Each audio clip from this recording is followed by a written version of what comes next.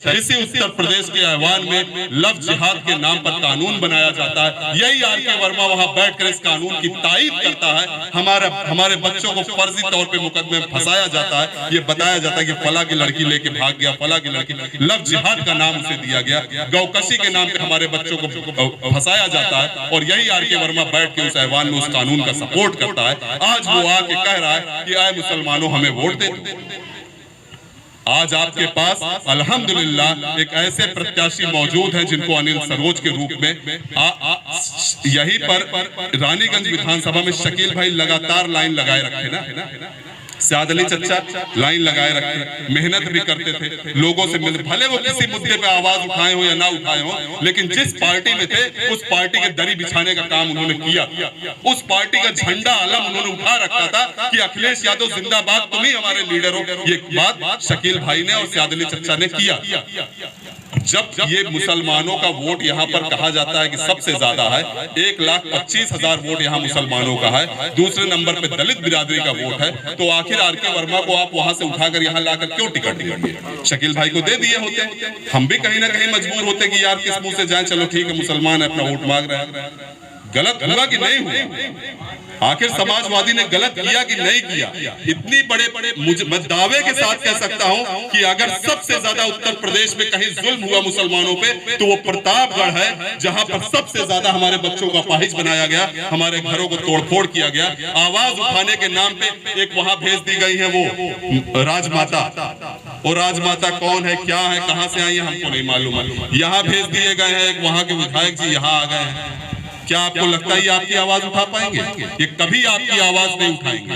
ये मैं दावे के साथ कह रहा हूं, हार जीत का फैसला इनके नसीब में अल्लाह ने पहले ही कर दिया है। लेकिन अगर समीकरण भी हम बनाते हैं तो समीकरण के हिसाब से भी 1,25,000 वोटर मुसलमान यहाँ पे मौजूद हैं इसी विधानसभा में। दूसरे नंबर पर दलित बिरादरी का वोट आता है। दलितों ने अपना नेता इन्हें मान लिया है। उसकी वजह यह है कि इसी रानीगंज विधानसभा में कभी शिवाकांत ओझा को वोट दिए, कभी धीरज ओझा को वोट दिए, कभी रामशिरोमण शुक्ला को वोट दिए, कभी मनसा भाई को वोट दिए, कभी शकील भाई को वोट दिए। इस बार दलितों को इस बात का एहसास हुआ है कि अगर हमारा आदमी है, हमारे समाज का आदमी है, दलित का बेटा है, तो हम किसी दूसरे को वोट क्यों दें? किसी भी पार्टी में वो हो, हम वोट उसको देंगे। आज दलितों ने इसको अपना नेता मान लिया है। आज हमको जरूरत है कि हम अपने भाई के कंधे को मजबूत करें। उसको मजबूत करने का तरीका जो है वो वोट है आपका। 27 तारीख को हम सबको 5 साल में एक दिन मिलता है। जमहूरियत में इसी एक दिन के इंतजार में हम 5 साल अपने ऊपर जुल्म सहते आते हैं कि चला ठीक है जितना करे क्या कह लिया।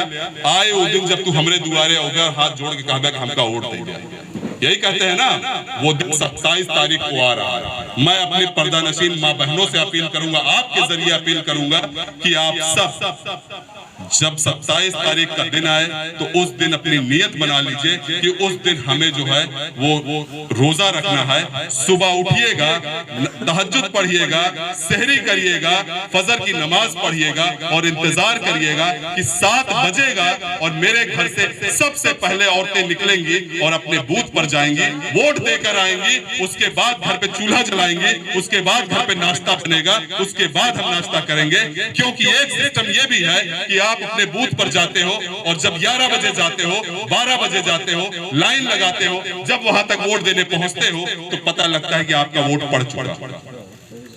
आपको सजग होना पड़ेगा, आपको समझदार होना पड़ेगा, आपको इस बात का एहसास करना पड़ेगा कि जमहूरियत में अगर हम इस मुल्क में हैं तो हम अपने फर्ज को निभाने के लिए इस बात का अहद लें, अल्लाह से दुआ करें और निकलें अपने घर से, निकालें अपने घर की औरतों को, लाइन लगाएं और पहले वोट दें, उसके बाद घर पर आएं। तब बच्चों के लिए खाना बने और अफ्तारी करिए उस दिन और दुआ करिए अल्लाह से कि अल्लाह जिस मुल्क में हम पैदा हुए हैं, ये मुल्क एक जमहूरी मुल्क है। इस मुल्क के जो निजाम है उस निजाम के साथ हम चलने का काम कर रहे हैं। अब आप गैप की मदद करिए और असदुद्दीन ओवैसी साहब की पार्टी जो हमारे लिए आवाज उठाती है, उस पार्टी के नुमाइंदे को मजबूत बनाइए, उसको चुनाव जितवाइए। इंशाअल्लाह गैप की मदद को हम सबको यकीन है, भरोसा है, लेकिन सिर्फ हमारी जबान पर वो रहता है, दिल से कभी हम इन्हें भरोसा नहीं किया। अगर दिल से भरोसा कर लिए होते तो शायद हमको समीकरण बनाने की जरूरत ना पड़ती। समीकरण को भूल जाइए और अपने दिल में अहद कर लीजिए, इस बार रानीगंज से एक नया इतिहास रचने जा रहा है। शायद वो काउंटिंग का दिन जब 10 मार्च आएगा तो सबसे पहले उत्तर प्रदेश में अगर कोई सीट निकलने वाली सीट दिखाई देगी तो वो दिखाई देगी कि रानीगंज विधानसभा से अनिल सरोज विधायक बनने जा रहे हैं। मीडिया में सबसे पहले ये खबर चलेगी कि रानीगंज जहां से मजबूत दावेदार हुआ करते थे, वहां से आज एक दलित का बच्चा ऑल इंडिया मजलिस इत्तेहादुल मुस्लिमीन के खाता खोलने का काम कर रहा है। ये मौका आप लोगों के पास है, रानीगंज के आवाम के पास है कि आप अपनी प्रतापगढ़ की सरजमीन को ऐतिहासिक जमीन बनाइए और ऑल इंडिया मजलिस इत्तेहादुल मुस्लिमीन को उम्मीदवार को कामयाब करने के लिए अपना वोट कास्ट करिए।